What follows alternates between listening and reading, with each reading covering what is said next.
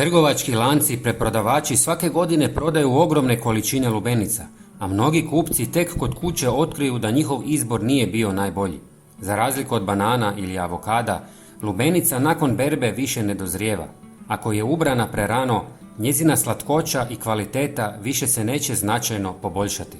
Većina trgovaca sigurno ne bi bila presretna da svaki kupac poznaje ove trikove. Tada bi bilo mnogo teže prodati baš svaku lubenicu jednako lako. Da bismo izbjegli njihovu zamku, prva stvar koju trebate testirati je zvuk koji lubenica proizvodi.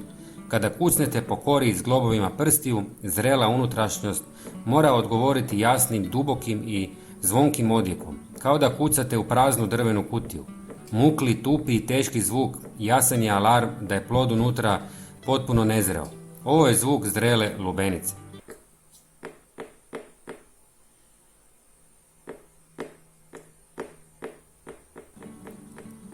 Odmah nakon toga pažnju preusmjerite na sam izgled vanjske kore. Kupci nagonski posežu za blještavim i sjajnim primjercima jer misle da to signalizira svježinu, što je kardinalna greška na koju trgovci profitiraju. Prava sočna lubenica koja je provela dovoljno vremena na suncu gubi taj mladenački sjaj i dobiva pretpoznatljivu, matiranu, zagasitu površinu. Sljedeći detalj skriva se na samom dnu ploda, nasuprot peteljke, na mjestu koje mnogi nazivaju pupak. Neki uzgajivači i iskusni kupci obraćaju pažnju i na ovaj dio lubenice. Prema njihovom iskustvu, manji i uži pupak često se povezuje sa zrelijim i kvalitetnim plodovima. Ipak, na ovaj znak ne treba se oslanjati samostalno, već ga promatrati zajedno s ostalim pokazateljima koje danas spominjem. Četvrti korak zahtijeva da upotrijebite vlastitu snagu i ignorirate samu veličinu ploda. Budući da se zrela lubenica sastoji od preko 90% vode, ona u rukama mora djelovati nevjerojatno teško za svoje dimenzije. Kada podignete dvije lubenice koje izgledaju potpuno identično, uvijek odaberite onu koja je teža, jer ta težina garantira maksimalnu količinu soka i slatkoće.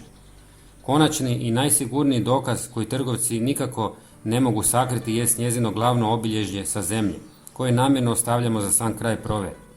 Okrenite lubenicu na stranu i potražite veliku uočljivu mrlju.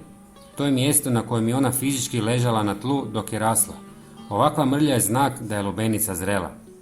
Blijede, zelenkaste ili sasvim bijele mrlje često mogu biti znak da lubenica nije provela dovoljno vremena sazrijevajući na polju. Prava medena lubenica na tom mjestu ima intenzivnu tamno žutu ili čak narančastu boju koja potvrđuje da je prirodno dočekala svoj vrhunac. Sljedeći put kad stanete ispred gomile na tržnici ili supermarketu, prođite kroz ove korake i nemojte dopustiti da vam podmetnu škart. Zanima me kakva su vaše iskustva s kupovinom i znate li možda još neki skriveni trik za prepoznavanje savršenog ploda, pa mi svakako napišite u komentarima. Pozdrav!